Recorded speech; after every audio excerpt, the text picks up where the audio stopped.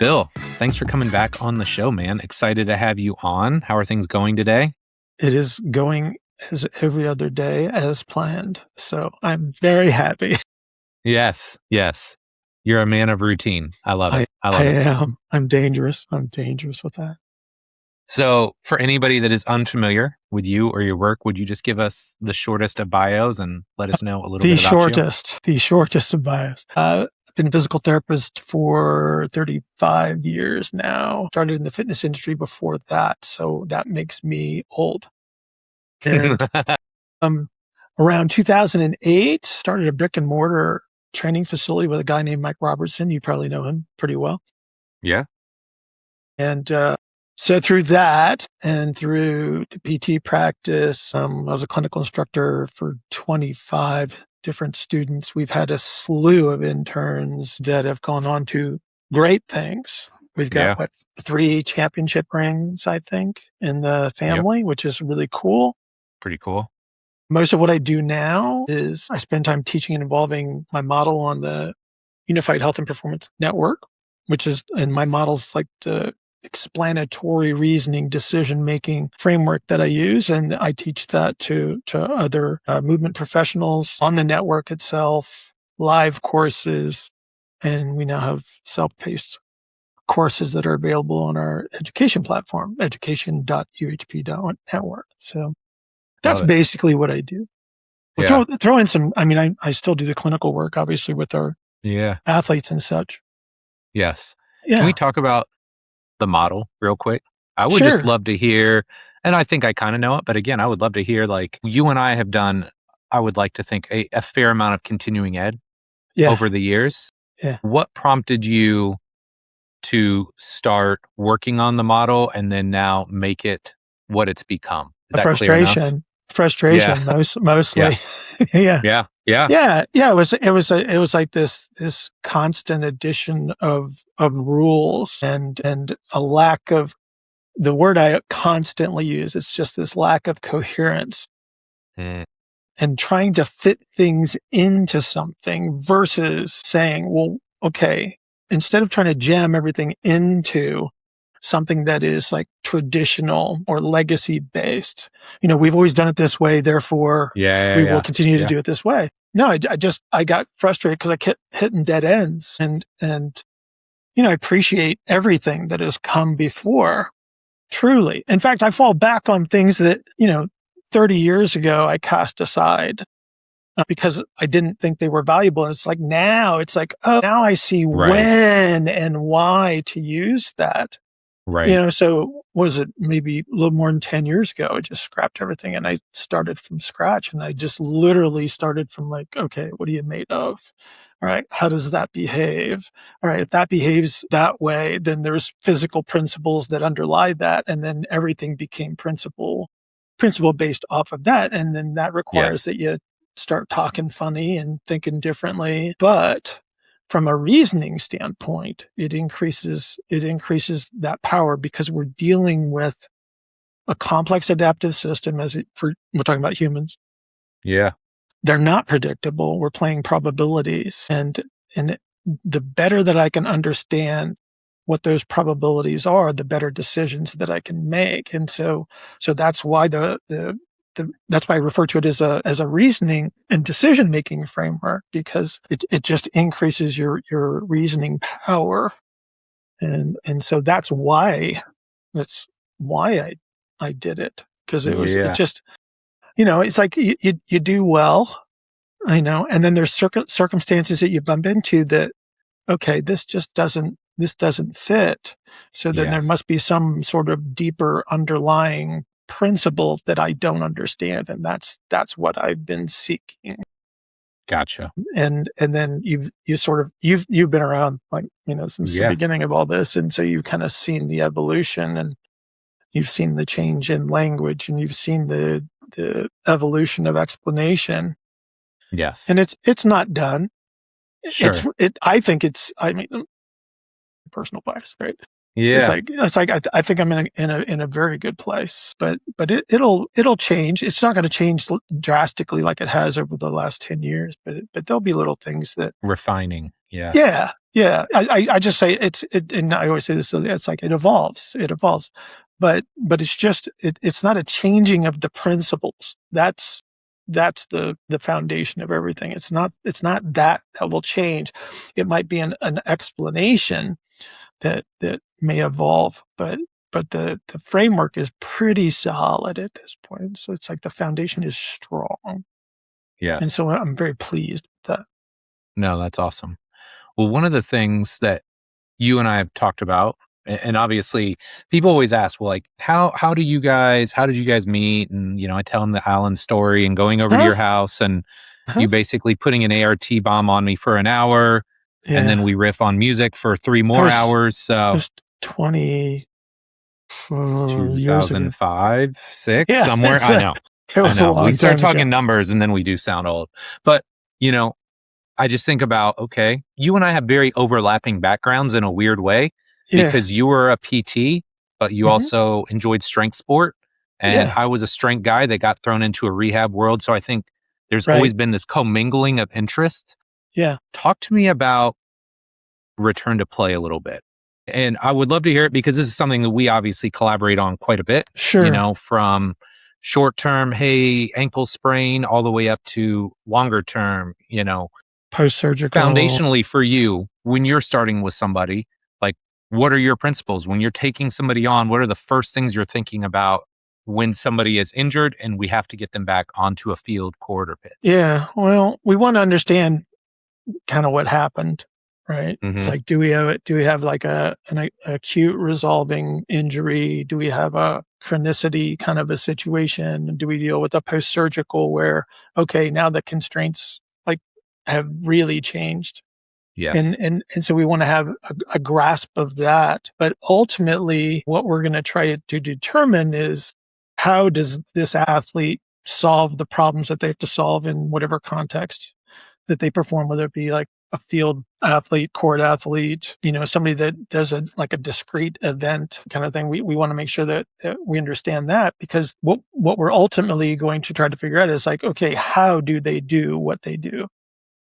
To the best of our ability, because when you're dealing with a structural change, whether it be like a muscular injury, ligamentous joint surgery or whatever, it's like, okay, now I have to understand, it's like, okay, how did those constraints behave under ideal circumstances? How do they utilize those constraints in their circumstances? And then how could this have been changed by the injury itself? And that creates a bunch of questions and potential unknowns. And so then it starts to reveal the strength of your representative model, actually, Right. because it's like how many things can you bring into this as considerations as to how you may be able to influence this return to the previous level of output, right? Because if I change a knee with the surgery, if I alter a joint position, the muscle activity changes, the strategy changes as to how that they're going to execute something as simple as like, well, how do they accelerate? How do they change direction? Like, do they use a different strategy on one side versus the other? And then that provides us a greater level of understanding as to, okay, how do I protect them from this thing that happened before? So there's always that protective element. I think that creates a little bit of disease or Yeah. uneasiness is what I should say, not disease. A little Yeah. bit of uneasiness with Yeah. with a lot of these situations in the return to play because like, okay, this is not a situation where somebody walks in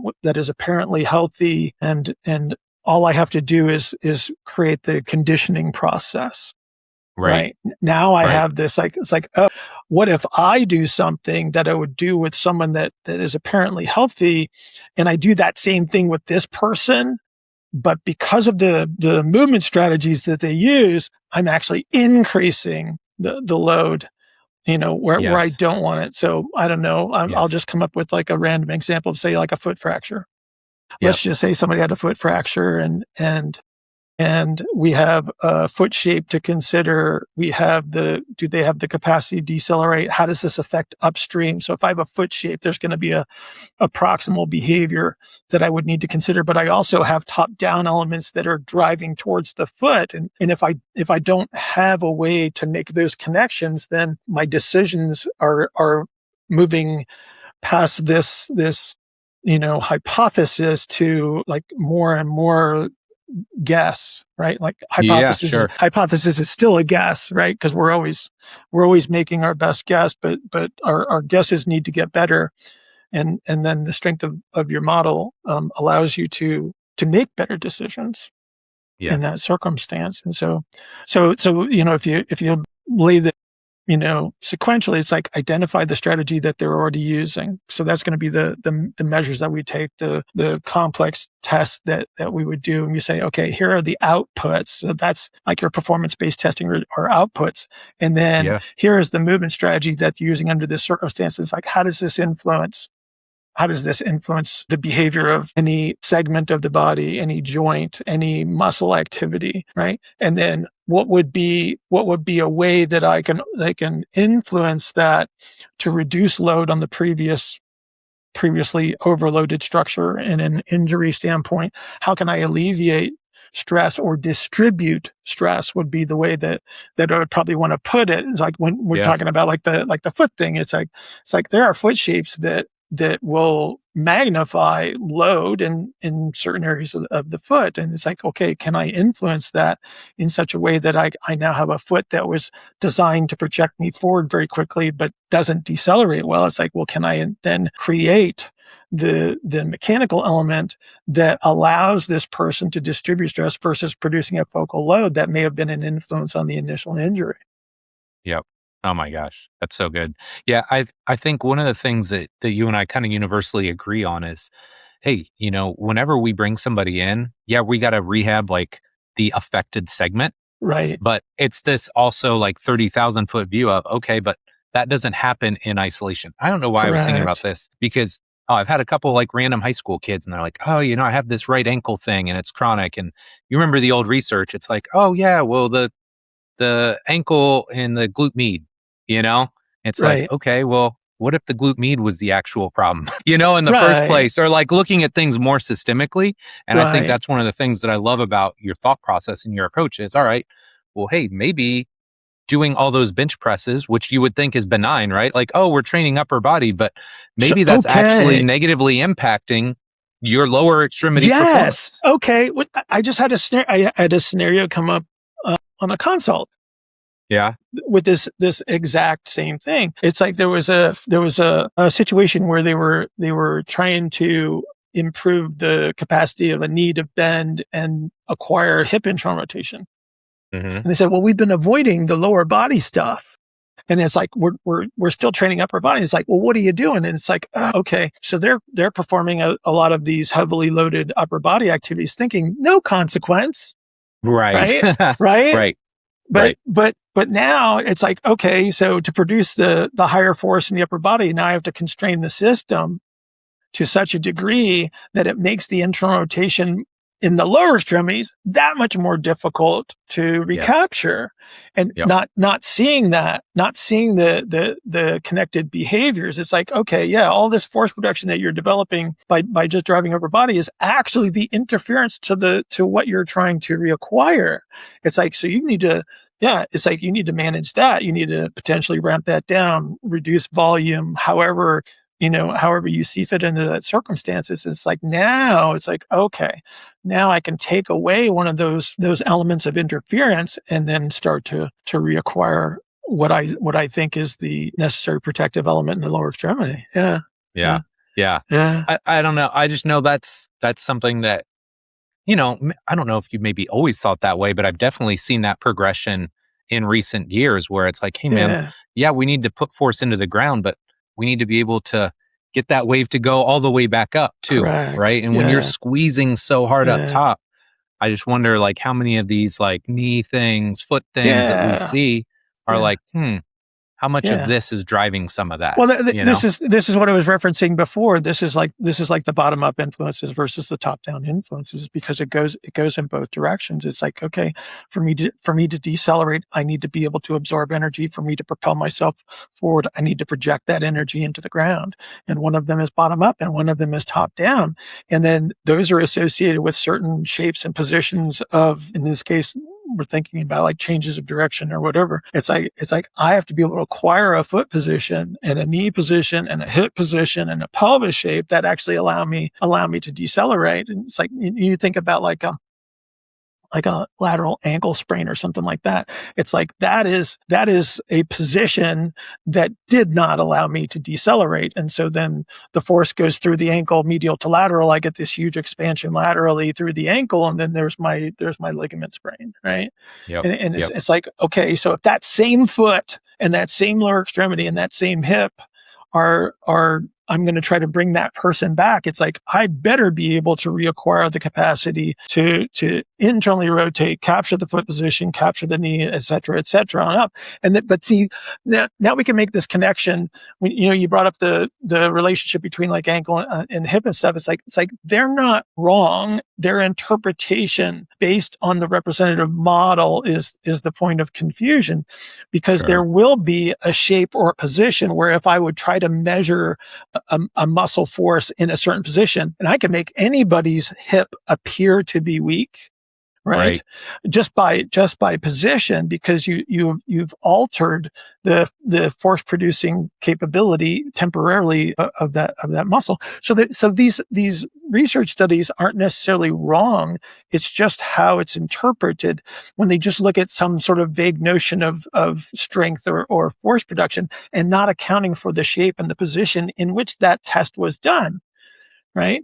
And it's if this is the strategy and the behavior that this person is using, it's like there's your chronicity starting to show up, because it was never addressed in the return to play. Yes. Right. Yes. And so if we can understand the way that these bottom up versus top down elements and the shapes of the extremities and the bony positions and then the muscle positions that are associated with that, we're no longer blaming a muscle for being weak. We are now saying, okay, structurally, this position does not allow force production in a specific direction. That's a different perspective and more useful in my mind, because now I'm not blaming a muscle, and then it's not about training a muscle in a position where it can't produce more force, right? Right. And reinforcing the strategy that produced the injury in the first place. Yeah. It just, like, I think even, and again, sometimes I say we, knowing that your model is your model, but like, I just think back to 2008, right? Like, we knew certain positions were beneficial for high force production or whatever. But I think that's one of the things that I always come back to too, is like when working with an athlete and thinking on the long term, because sometimes I'll have guys and they're just like, why are we doing this? Why are we doing that? Especially in the longer term rehabs, or why am I not doing my favorite exercises? Yes. And so that's always this point of discussion is, look, I'm trying to give you more optimal positions so that you're not falling back into this preferred kind of like comfy posture that you live in that potentially drove the issue that you're now dealing with, right? It's like, I'm trying to peel back those layers and give you some options again. The big challenge with athletes is because elements of performance are reliant on those behaviors, though. Like those are the strategies, those are their superpowers, right? And it's like, we don't want to dampen those to such a degree that we take away something that is truly useful in performance. And so, it's like, some pops into my head. It's like, okay, how much hip rotation does this guy need? Well, he needs enough to be able to protect himself from his own superpowers, kind of a thing. Right. Because I don't want to take his capacity to project himself through space, but I also need him to be able to slow down. Right. Yes. Because that's where the protective element is really important. And it's like, so I just need to give him enough. And so we're sort of titrating this, and we're trying to find like this ideal position. It's like, so like, and some of our athletes, it's like there's a certain soccer player that if I if I can capture 15 to 20 degrees of hip internal rotation in a low intensity activity, then I know he'll have a sufficient capacity to utilize that, because I know it's going to disappear as he performs, right? Yes. But if I continuously recapture that over and over and over again, and then he starts from a good position, and then he can kind of get through his performance, and then we go back and process, and we say, okay, I need you to get at least this much back before the next outing, and that usually provides us an element of protection that we're looking for without being destructive to the performance. For sure. No, when you started talking about numbers, I remember a specific basketball player that we've worked with for many, many years now. And, just this discussion of, okay, 0 degrees of IR is not going to be good, right? Because now the ability to decelerate, change directions, distribute forces is not good. But he's also never going to be a 40 degrees of IR kind of guy, right? No. And the guys that are at 40 probably are not. That's where I was going with this. Yeah, 40 ain't going to cut it either. No. It's like the more it would be better under that circumstance, and then you have to look at the relationships. It's like say you do get a scenario where like somebody shows up with 4 degrees. It's like, well, how are they producing that, right? It's because and if we're talking about hips, that's not just the hip that's producing that measure. Like we have other contributing factors here. It's like, because they're going to figure out a way to slow down. It's like, it's not like these people don't slow down. It's like, but then the question is how? And then if I start using my spine instead of, this acquisition of being able to slow down from the ground up, it's like, well, I can push my spine into the ground and slow down. It's like not the best strategy under many circumstances, but that could turn into an unfavorable result if that is the only or primary strategy that they're using. Yeah. Talk to me a little bit about table tests. And here's where I'm envisioning this. I would love to hear about table tests, but then also, like, we know it's a mixed bag that listen to this show. It's like we've got PTs and people that are comfortable in that world, but there's also strength coaches. And they, maybe don't know table tests. Like, until I worked with you, I didn't really do table tests. Right. Maybe a straight leg raise. Sure. So talk to me a little bit about why you use them, what's beneficial in your world, and then maybe if somebody's not comfortable with that, how they could take that and maybe put it in a gym context that they are more comfortable with. Okay. Well, let's just start with the complex movements. So we have combinations of, like, everything is a combination of rotations. Right. Yes. And they exist at the same time. That's a toughie to understand, because we've always had like this line in the middle, and on this side it's external rotation, on this side it's internal, and it's not that they're imposed, they're superimposed. But so with a complex movement, think about, like, look at a split squat. Like, okay, so what are the constraints on a split squat? So the constraints are you're in contact with the ground. So my interface with the ground creates a shape, and that shape produces a behavior upstream from the ground. Okay. I, as the human executing this, assuming I have no external supports of any kind or loads or whatever, I then have to create the constraints to perform the activity. Okay. And you've seen enough split squats to go, that doesn't quite look right. Right. And so when you get that one, what you need to be able to do is you have to be able to resolve. It's like, okay, so that appears to be a strategy that is less than ideal based on the representative model that I have in my head. And so within that activity, there is an interaction between those rotations. And if I understand where the external versus internal rotation would be, I know at certain points in that activity, I should see certain behaviors represented. And if I don't, or I see a magnification in one direction or the other, it's like, okay, so now I have an additional compensation that they're using to execute this activity. Okay. And so what the table tests do is they reduce gravity. They are applying a very specific constraint, the table. Okay. And then the movements that I induce with those table tests resolve the overlap of the internal and external rotations, and then allow me to identify the relationships that within their capacity. So it's like they have so much external rotation in this way, they have so much internal rotation in this way. Okay. And then from there, I use the relationships between those measures.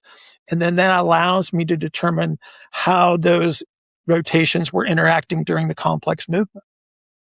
Right. And so what we're doing is we're saying, okay, with the fewest constraints possible, how do you do something? I see something that, Yeah. and then the relationships show me the strategy that's available. Yes. Okay. And I know you've talked about this before, but talk to me about the dirtiness of table tests, right? And just talk to me about how that has evolved for you because again, Yeah. Thinking back to Yeah. muscles testing and function or whatever books Yeah. we read coming up, talk Yeah. to me about that a little Not bit. useless, not useless, Yeah. just Yeah. a perspective. So you're a complex adaptive system working with another complex adaptive system. You ain't perfect and they ain't perfect and you never will be perfect. What we're trying to do is and now we use the term constraints again. It's like what I'm trying to do is I'm trying to constrain the system to give me a high enough quality representation of a movement that allows me to establish the relationships. You cannot do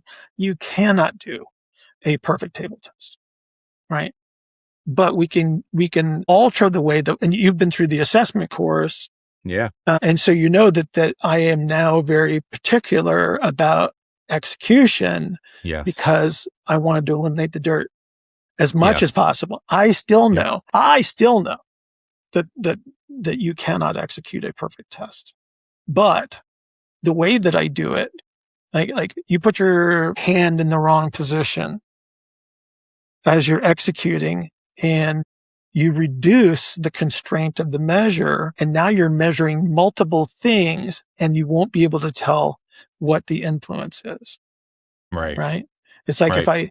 if I grab somebody's wrist and I do an external rotation of a shoulder, it's like I just let the elbow contribute to the influence of the shoulder test. So it can make my shoulder test look more limited or more exaggerated just by reducing the constraint on the test itself. Right. So we become a little bit more particular to eliminate the noise. Right. I'm looking for best signal, not perfect signal. I'm looking for Sure. best signal so I can establish the relationships that allow me to determine the strategy.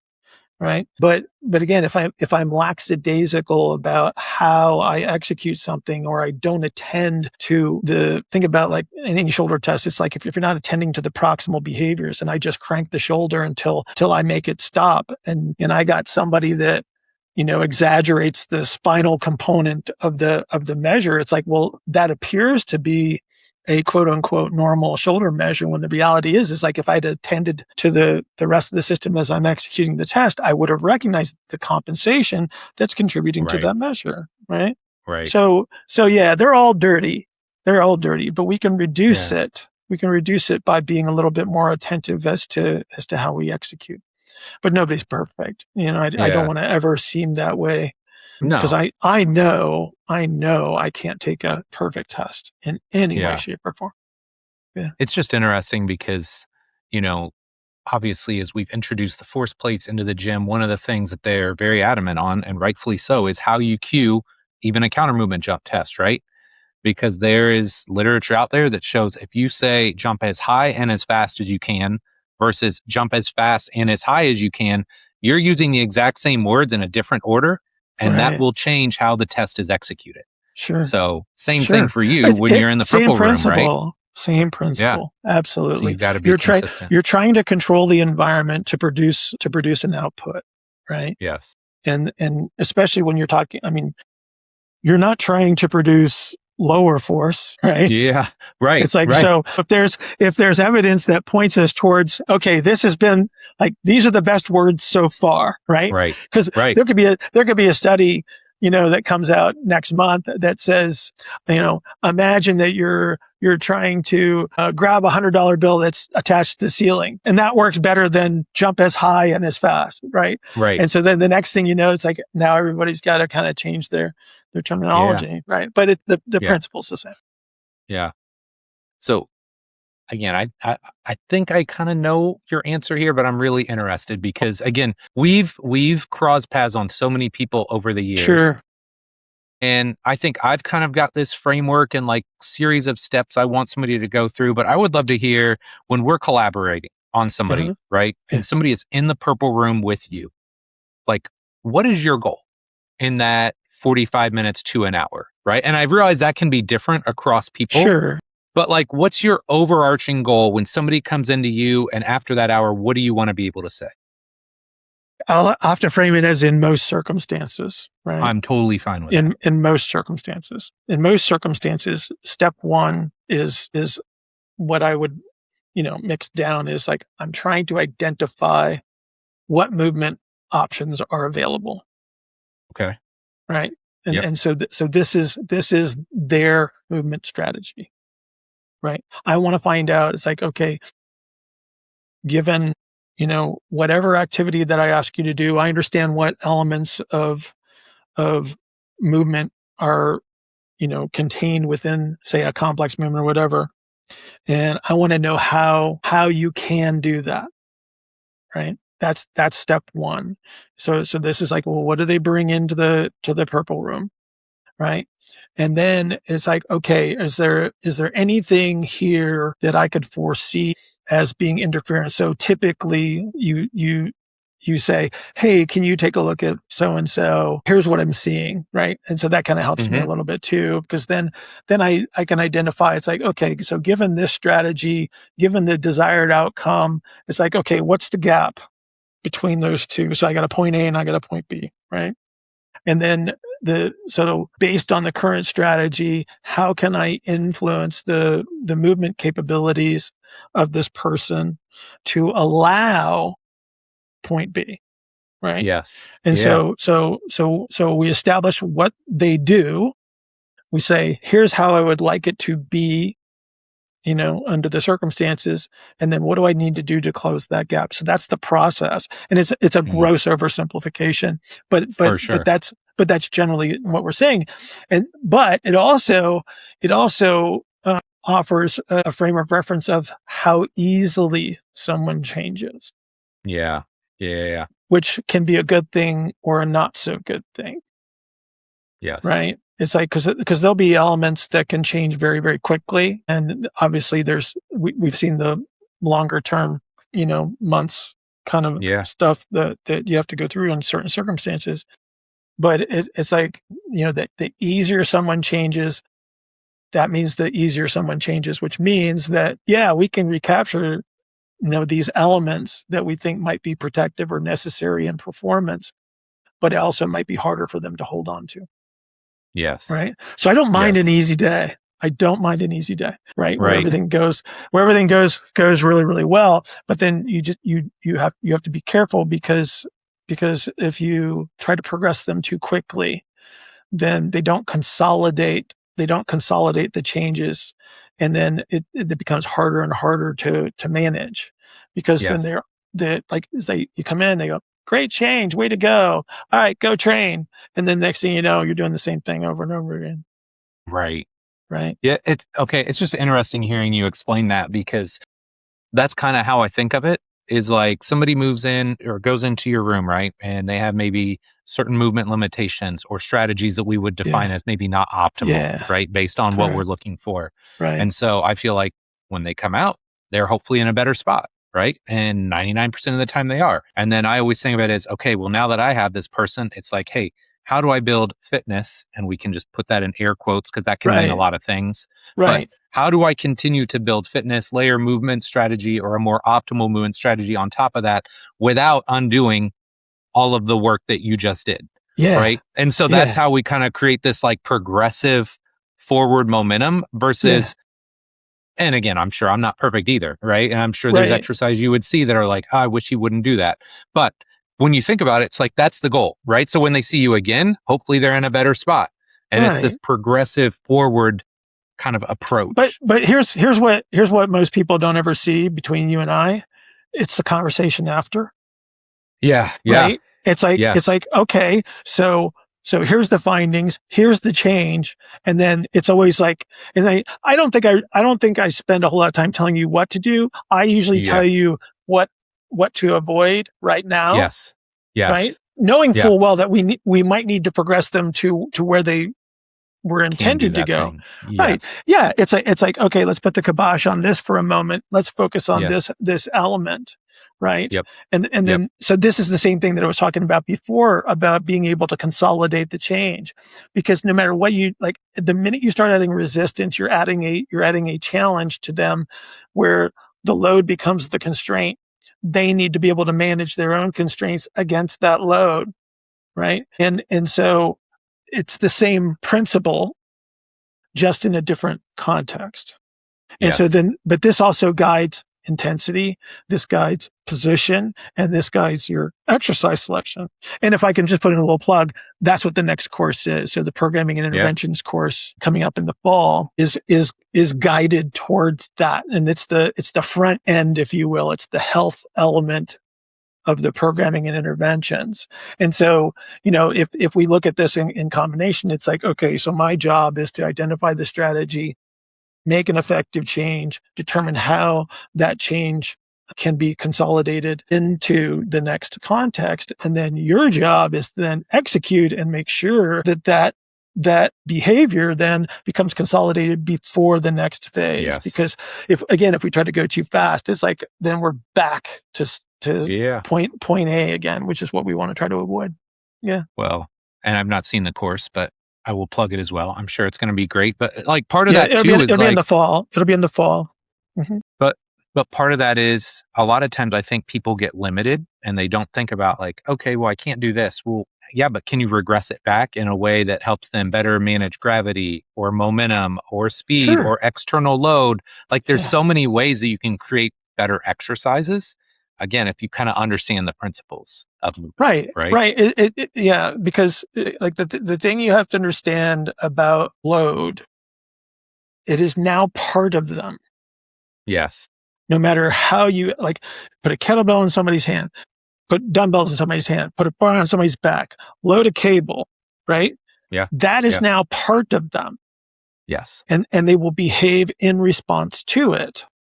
And so again, then that falls back on understanding the complex movement behaviors as to where all of these turns interact to produce the desired outcome. And now if I put load, it's like that load could actually improve their ability to execute that activity or interfere with it.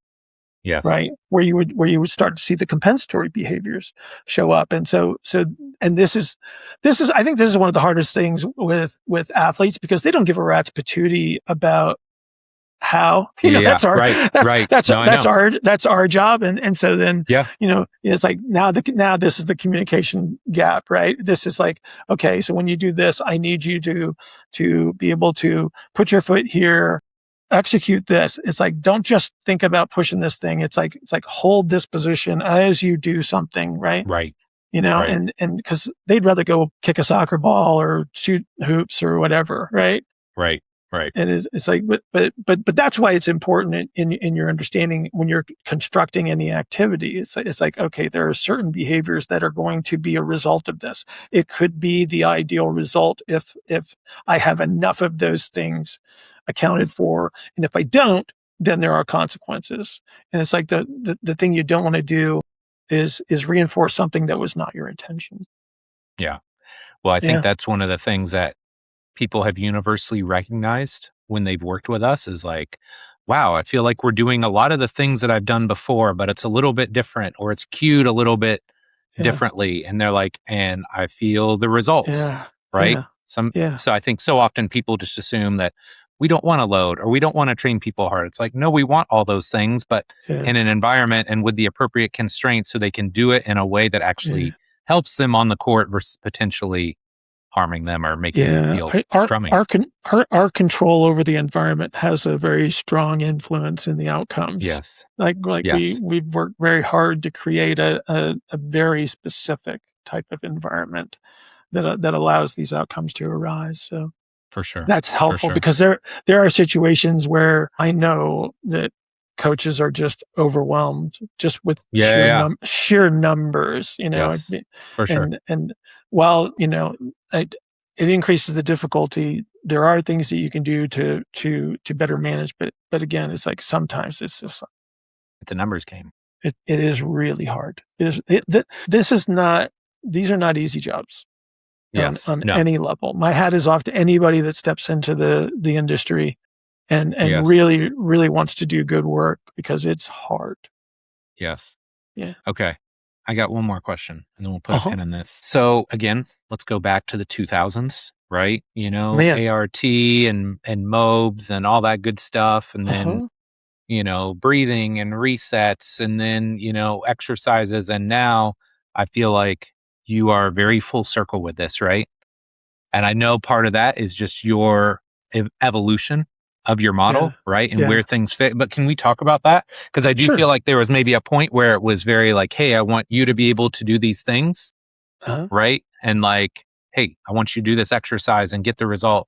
And now I feel like you're in this really cool place, at least from what I've seen, of like, hey, if I have to put hands on, I will. If I can give you an exercise, I will. Can you just talk to me about that evolution and what kind of led you to where you're at now? I mean, it's sort of like as the model evolved and became more refined, everything that came before it now has a place, because it's a framework of reasoning and decision making. It's not there are elements of system in any execution, right? But it's not like protocol, do this, do this, do this, do this, right? It's reasoning at every stage of the process. And a lot of the stuff that I would have learned 35 years ago in school just didn't have the reasoning behind it as to where would this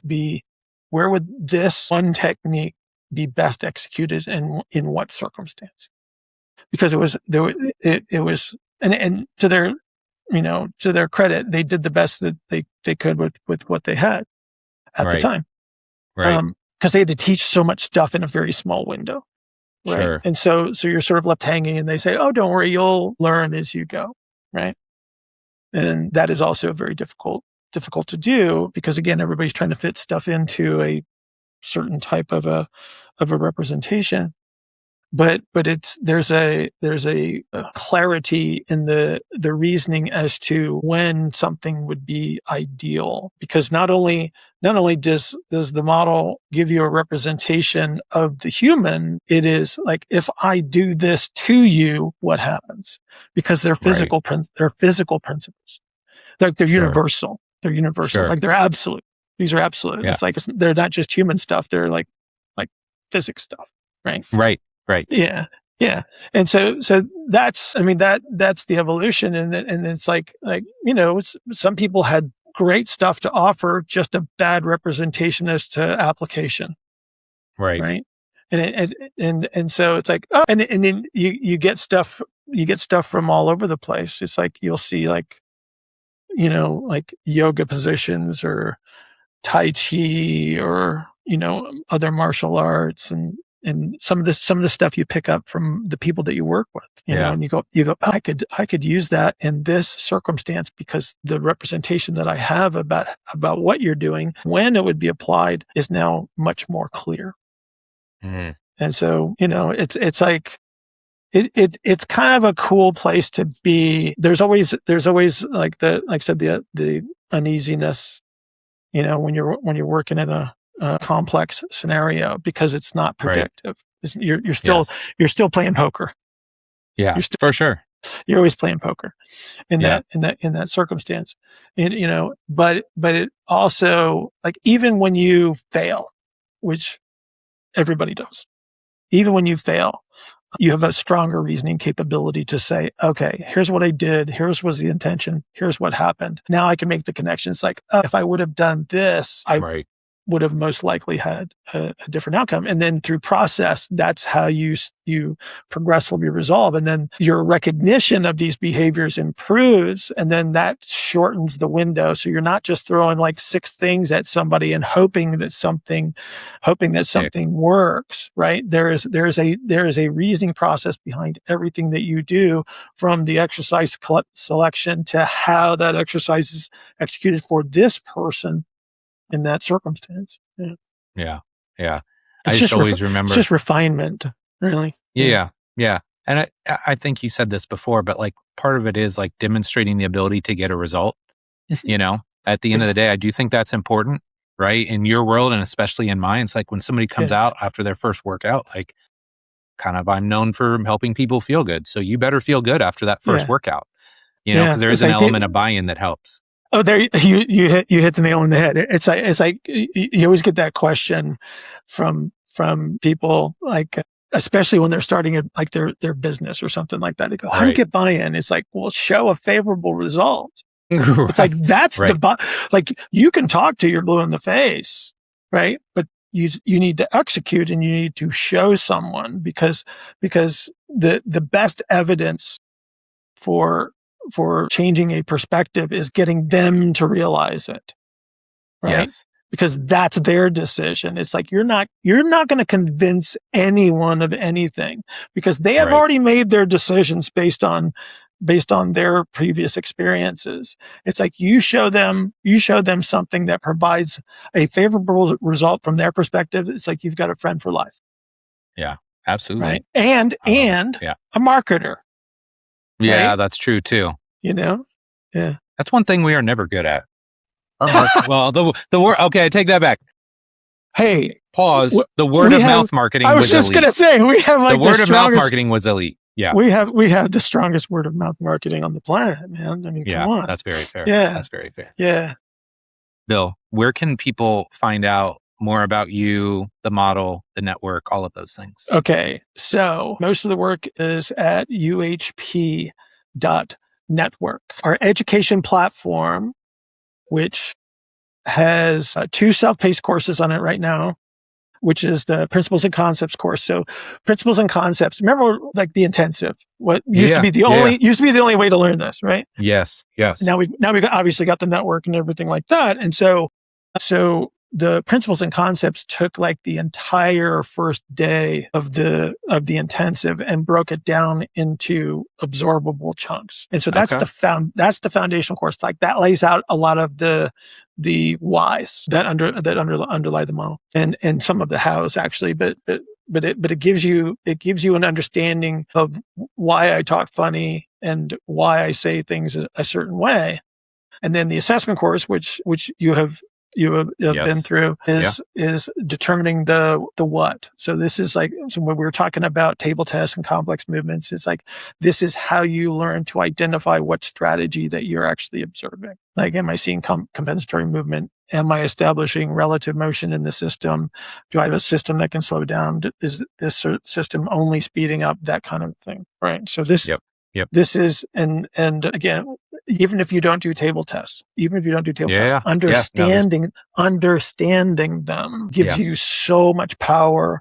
And a lot of people work virtually. It's like you can't do table tests virtually. So you need to understand what a complex movement looks like, and then the elements of it that underlie that. So that's the assessment course. Those 2 courses are the prerequisites for the programming and interventions course this fall.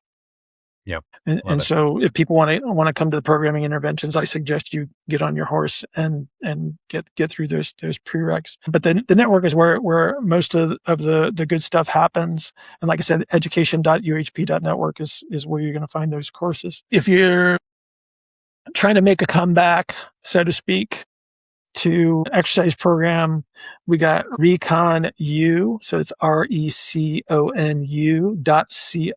And that is a structurally based exercise program.